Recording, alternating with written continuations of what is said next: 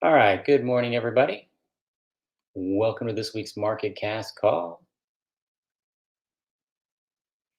Hope everyone is doing well. If you can hear me, just always want to do a little mic check here,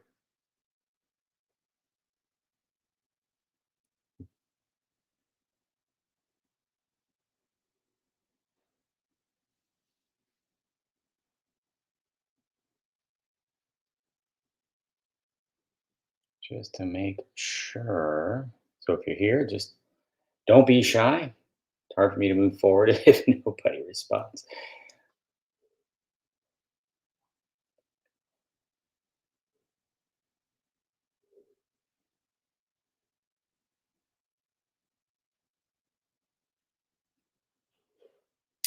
Thank you. How about everybody else? Everybody else doing well? Everybody's quiet. Long weekend? Olympics hangover?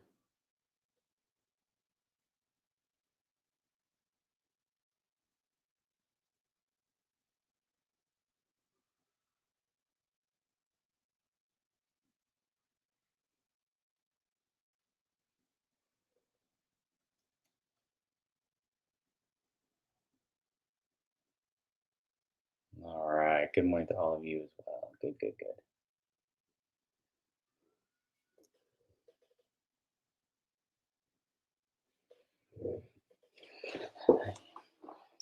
Nice and sunny Brooklyn. Yeah, we've had some pretty nice weather here lately. Beautiful weekend. No rain, no 90-degree heat.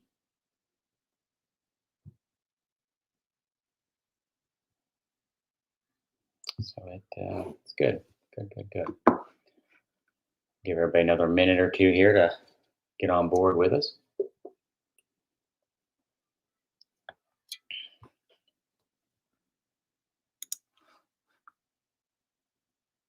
Kind of a pretty blah.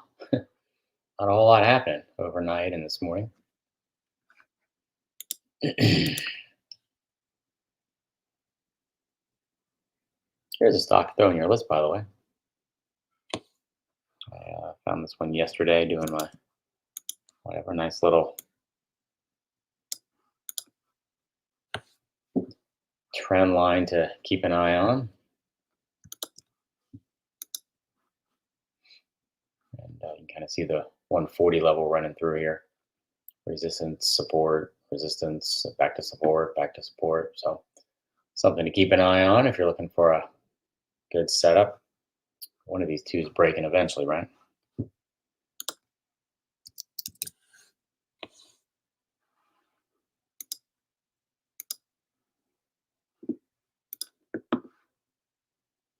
Cloudy Toronto.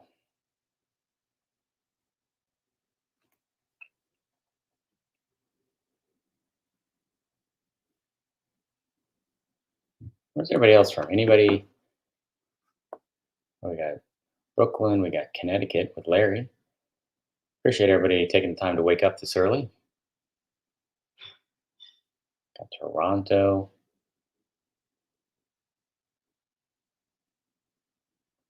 Anybody else from outside of the U.S.? Got Remy, Minneapolis.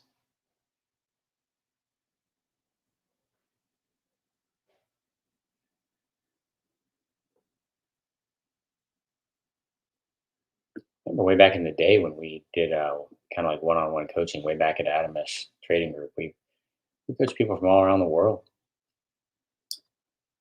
Never did a full and final count, but I had worked with somebody in at least 30 different countries. I don't know what T3's reach is. I know they're much bigger. Literally, it's in the name T3 Global. Got New Jersey. Oh, I know where Lloyd's from. Atlanta. All right.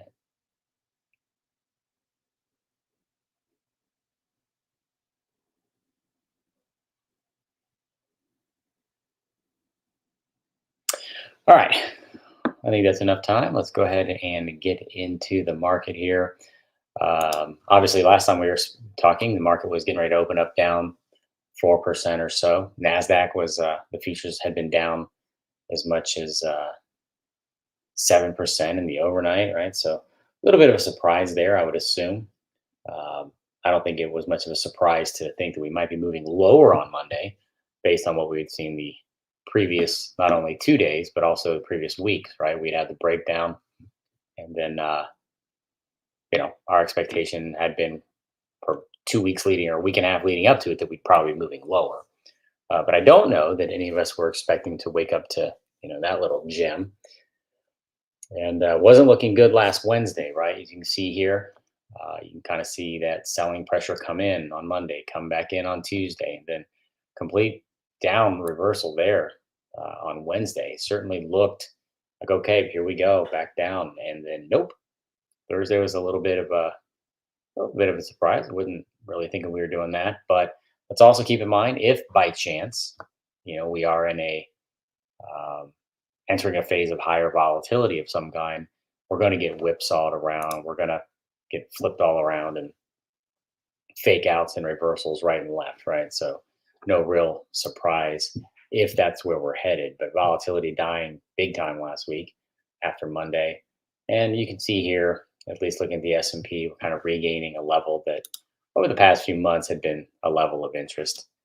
Um, and you got the NASDAQ here, the NASDAQ 100, same thing. Barely getting back above that 18.5, 18.4 area that we had discussed that goes back to the highs from March and April. All right, so you can follow along right here. So regaining it, but similar, where nasty little drop on Monday, got some of it back, and then just kind of grinded our way higher. If I remember correctly, let's see. I remember who it was. Maybe it was. I guess it doesn't matter. Neither here nor there. Now, if I were to look at this just on its surface, I would say to myself, it really doesn't look like this is a sell-off that's over.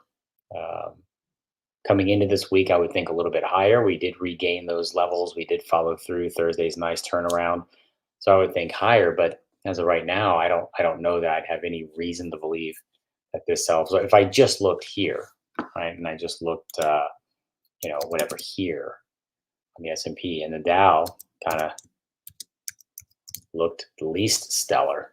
Not a whole lot there. Market ultimately ended up being flat, so seems like a lot of firepower being used, um, just to get back to break even to start the week, right? But let's pan out a little bit further. Take a look at some weekly candles here, right? Awfully nice look right there on the NYSE. Although I don't know that it's the end and be all. If we look back just in the last year, we've had one other time like this where we had a similar candle. All we did was fall for the next 2 weeks, although the low was in, right? Close right here, and we fell the following week. Okay. Still, in both those scenarios, the low was in, you know? So real nice turnaround. The S&P, nice turnaround. Okay. Last time we had a nice turnaround like that, you can see back here, led to some good things. Okay. Let's take a look at the NASDAQ. These are all the weeklies, right? The bigger picture. If we pan out a little bit, I mean, you got to like that look.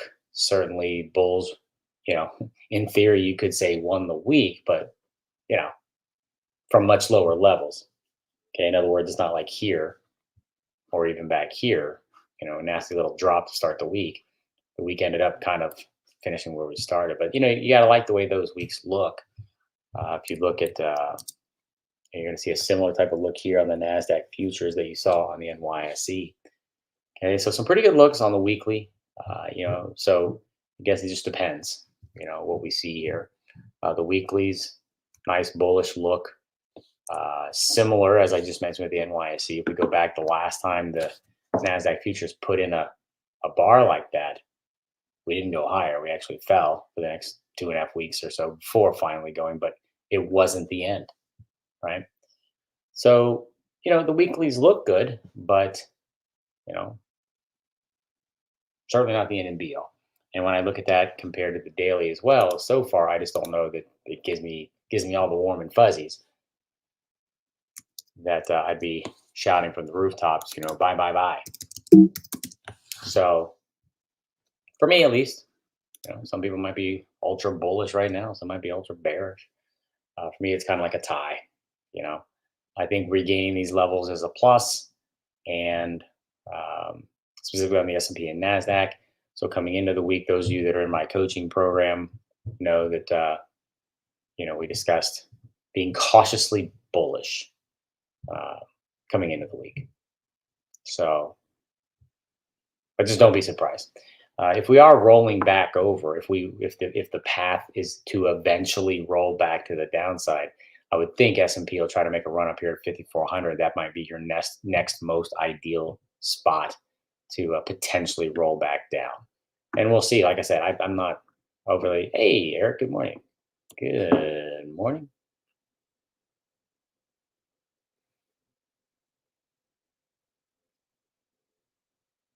And then we'll take it from there. That's what's great when you look at the time frames, at least in the trade services that I operate. We keep it relatively short, and that allows us to take it level by level, right? So we don't have to worry about going out months or year or what's going to happen next month necessarily.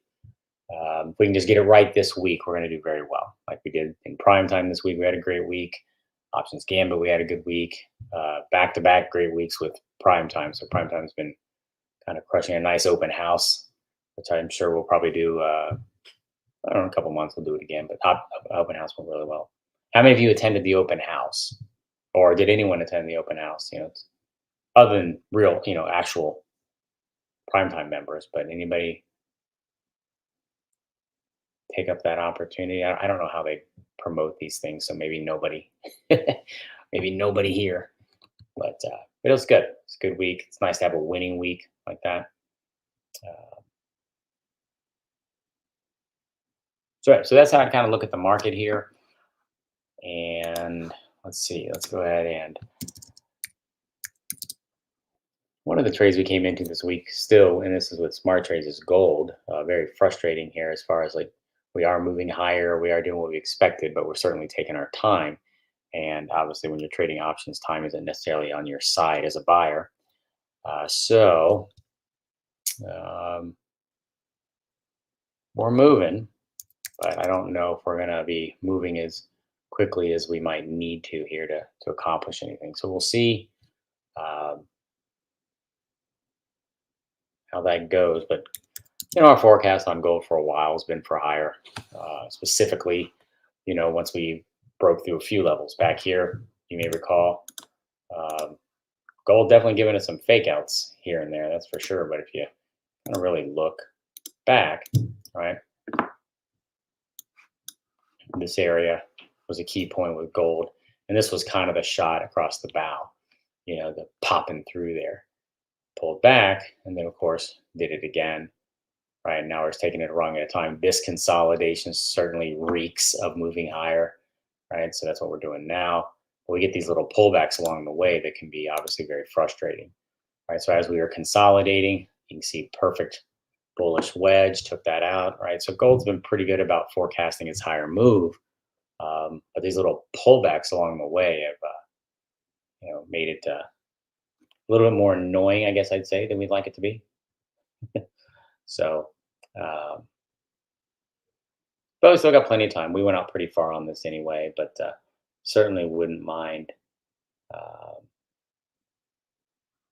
kind of picking up the pace here. At least maybe getting up to 2,600 area would be kind of nice. But that's gold. Like I said, we've got a way good one. I got a few some new people on here, which is nice. But oh, by the way, so I don't forget. Let me see. Hold on, real quick. I just want to check some dates. About once a month, we do invite a couple. We do bring a couple new students into my coaching program. So not too many, not too often. Very very unique coaching program in that it includes everything. Education, coaching, trade ideas, trades, support, you name it, all in one. And it's a one-time investment in your in. If anyone's interested in hearing a little bit more about that, if you haven't already, Right here's a link for you. That call is going to be next week. So plenty of time. Everybody see that link, by the way?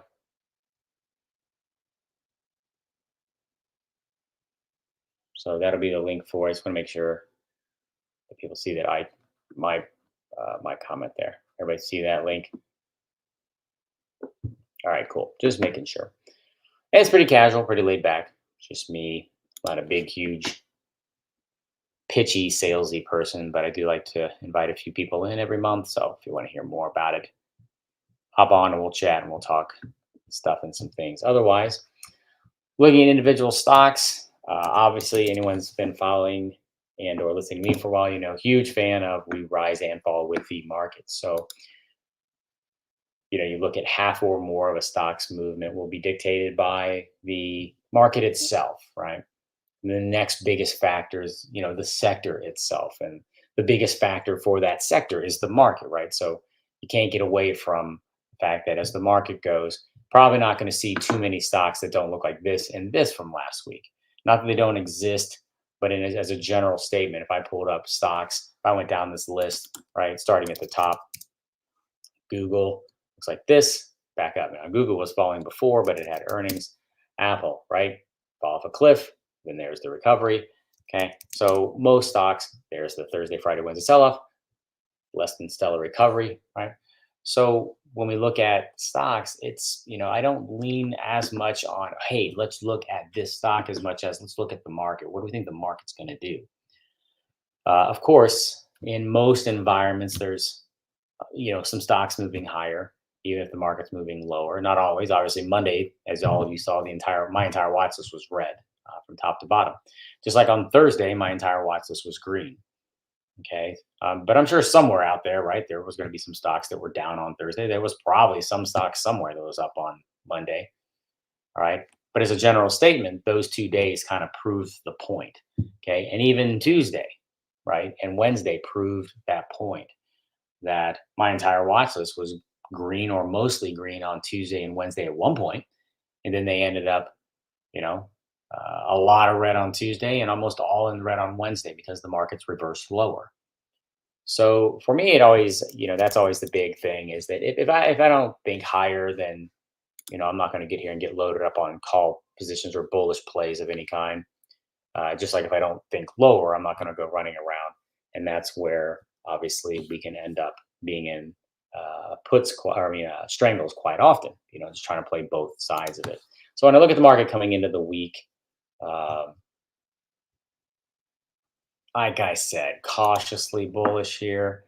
The weekly candles look great. As you can see, not a whole lot happening, right, since Friday closed to now. So we're not going to see a whole lot of action here, apparently, to start the day. Remember, go back to the VIX here. It's been a while since we've seen something like that. As a matter of fact, only 3 times in history have we seen, VIX spike like this. So if you weren't here for last week's call, we covered this. You go back. Um, pretty rare day we had there, right?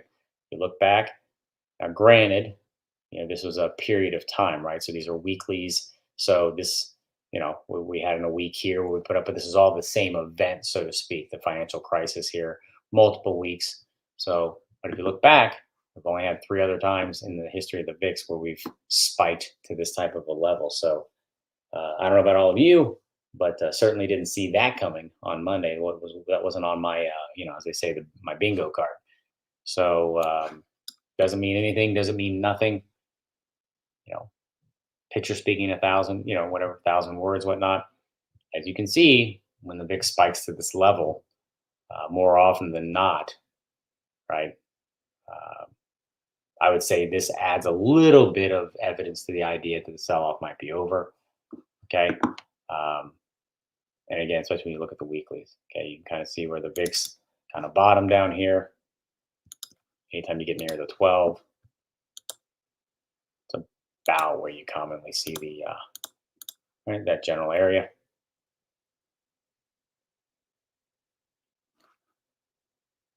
So for me, let's poll the audience, right? We've looked at the dailies, we've looked at the weekly, right? How many think that the Monday low is in, that the low is in, and that was it? How many think the low is not in? Yes, I think it's in. No, I don't think it is. Remember, that's what makes a market. CMT or not, I don't know anymore what this market is going to do than any of you, right? No one does. Okay, we take the analysis in front of us and say, okay, right? We look at the daily. I'm not too terribly thrilled with that as far as, getting too bullish. I look at the weekly. That looks kind of nice. I look at the VIX dying.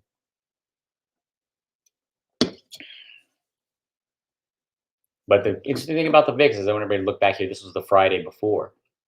And I remember many attendees or members pointing this out. I was like, it looks like whatever. I'm like, well, referring to this VIX spike. I'm like, yeah, but we don't really know until after. And then boom, here comes Monday, right? Not that I called Monday, although I did think lower, but we thought that for weeks. So most people think, no, the low is not in. What about everybody else? Low in, yes. Low in, no. What do you think? Looks like the overwhelming belief is no. Again, if I just focus on this, it does not look like the low is in. But if I look at those weeklies, pretty good case to be made. I don't know. I don't know if there's a good case. What was the one we just looked at? Was it the S&P? We're looking at where it's like, well, let's pan out a little bit though. Let's look at the weekly. We looked at a year only. Let's pan out, right? Here's the S&P, right? Nice little multi-week sell-off. Here's a nice big reversal. Difference here is like we just don't have that big gap lower. Same thing here, right? Same thing here. This was a gap up this week, right? So we don't really have much to compare this to. This nasty little gap down.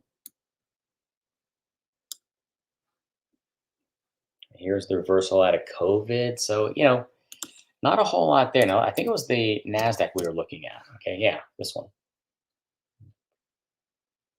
Nice little hammer, right? Nasty little sell off. And if you look back, not a very big sample size, right? We got this one, and the low was not in. And I remember this one too, by the way. I remember every bull and their grandma coming out saying, low is in. I'm like, Mike, yeah, there's a case to be made. Certainly, I'm not going to argue with you. But I don't know. I don't know if it is. Now, the reason why we thought that, well, let's go back to our buddy the S&P and the breakout of this channel. Okay. This seemed like to us that, hey, I don't know. It might be. Certainly could be.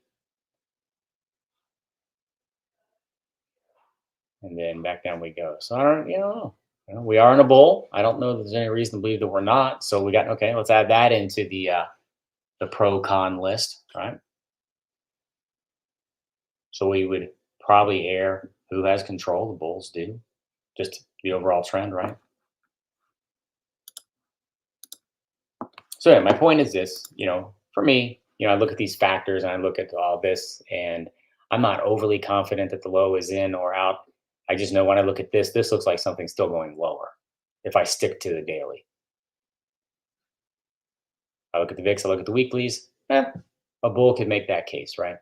And you want to look at it, because, I'm sure all of you have come across the bull cheerleaders and the doom and gloom bears, right? Everything's always sunshiny and wonderful for the bulls. Always trying to call the low, right? Bears didn't think. What you always want to do is look at things as neutral as you possibly can, right? And not have a bias if possible, as far as, you ever see those guys that are constantly calling for the top? It's always the top. This is always going to be the top, right? The doom and glooms.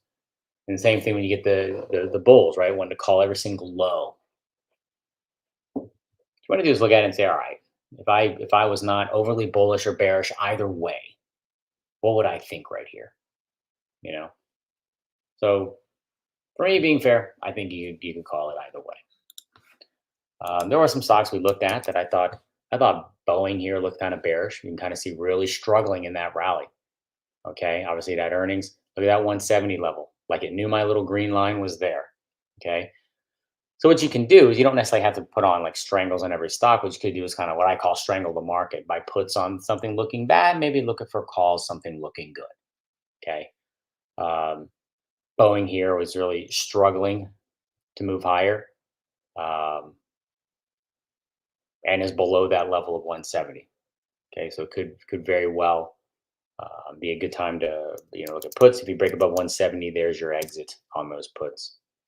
We looked at this, just kind of starting. This was on my screen. Nice trend line there. Right, market found its low right where that line was. Right, so just always remember when you have good trend lines, when you have good levels, it's not me, the analyst, drawing them. The market is doing it. Okay, so go back to Dell as an example. Dell tested this trend line. If we just count individual swings here, 1, 2, 3, 4, 5 times. That's not me doing that, right? That's the market paying attention and drawing this line for me. Okay, so when we get the market doing that for us, that's pretty valuable information because it tells us obviously how to react. We want to find these prices that stand out, these lines or these levels that stand out. Okay, not looking for support and resistance. Okay, we're looking for prices that are a little bit more important than that, that really kind of stand out. Okay, you look where Dell found support, right back at this. This line has been on my chart since I can remember, right? Because that was the old breakout point. Voila. Okay. We fell below this, I would think good shot of going to 80 because these prices are more important than others. They're not just some random support somewhere. Okay. This is a random support. Who cares? I want prices that matter a little bit more. And when we find those, keep in mind the market is doing that, not me. I don't make this thing, stop every time it got down to this green dotted line. Okay. So so if we're looking for bearish stuff, I thought Boeing looks sketchy. Tesla can't seem to buy a move above that 200. So I think you can clearly see that. Could be something there. I like Tesla's volatility. We threw this on in Paragon. And then I'm sitting there talking about how this thing has not moved less than $10 in a day, except for like right here, you know? And then, of course, we get the day it's not moving $10 in a day. So figures. But pretty good mover. So if you are looking to play both sides, like we do quite often, it is kind of a something that's been kind of mainstay across any of my services, and my coaching program included. It has its own built in. It's included in the coaching, right? So we kind of do it there too. So if we feel it's right, you want the volatility to be right, okay. On the individual security, otherwise Tesla kind of fits that bill, but always remember the premiums are going to reflect it. So it's not as easy as just, hey, I'm going to throw on a strangle, right? Who else did we look at last week? Was it ASML? Who was that? ASML being back above the 850. Okay, the break below this 850. All right, we got all the way back down here. Now we're holding this. Could be something to look at. I think it was CRM. Ended on a good note. Yeah, CRM really kind of looked better than some. And I like the regaining of the 250 mark here. So if markets, right, circle back, if markets move higher, okay, then we could see CRM getting right back up here to this 266 to 267 area, right? You can kind of see the highs back here are more like, the 266 here and here. But you look at this breakdown area, it sure looks like more like 267. So if we can get the wind at our back and market wants to keep going, this could be a great play for a run to here, right? So I think those are the two. CRM.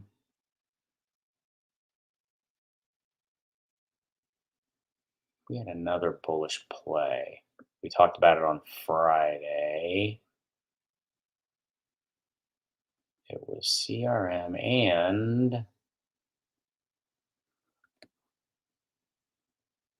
gotta think about who this was. Was it PGR? Yeah, PGR. That was it. Here's the one I thought looked kind of nice too. Nice solid close. Seems to be ready to kind of maybe move up higher. Otherwise, oh wow, look at that. I guess so. Never mind. So we talked about this in my coaching program last week. So we didn't put it on, unfortunately, in the program, but members usually do with the trade idea. So a nice little jump. And then who was our other guy? CRM. Yeah, so a little bit. Basically, a little mixed bag here. Not really a surprise considering the market isn't doing a whole lot. But we look at the last message that was sent to us. And that's Friday. Look at the S&P. Look at the Nasdaq regaining these two levels. All we can say is right now, based on what the market's showing us, looks like we want to move higher. Right. That's about it. If we fail and we come back and close back below, then we'll probably look at moving lower and probably not only maybe testing the low, but maybe even taking it out. But for now, hey, everybody, path is up. And obviously on this call here, we'll recap it on Monday next week. Those of you that uh, want to tune in for the my little coaching program breakdown. Again, it's more just me kind of showing you all about it, showing you what we do, and it's kind of cool since it is all inclusive and you never have to make another investment into it again. So that link, as you can see, is right up there. I'll remind everybody next week. Otherwise, obviously, tons of calls every week. We got, for those of you already in my coaching program, we got our calls today. We got two of those. We got smart trades tomorrow and prime time and Gambit. We got prime time every day, right? So I'm sure I'll see many of you on a lot of other calls. Everyone else, thanks for tuning in. Appreciate it as always, and I'll see you next Monday.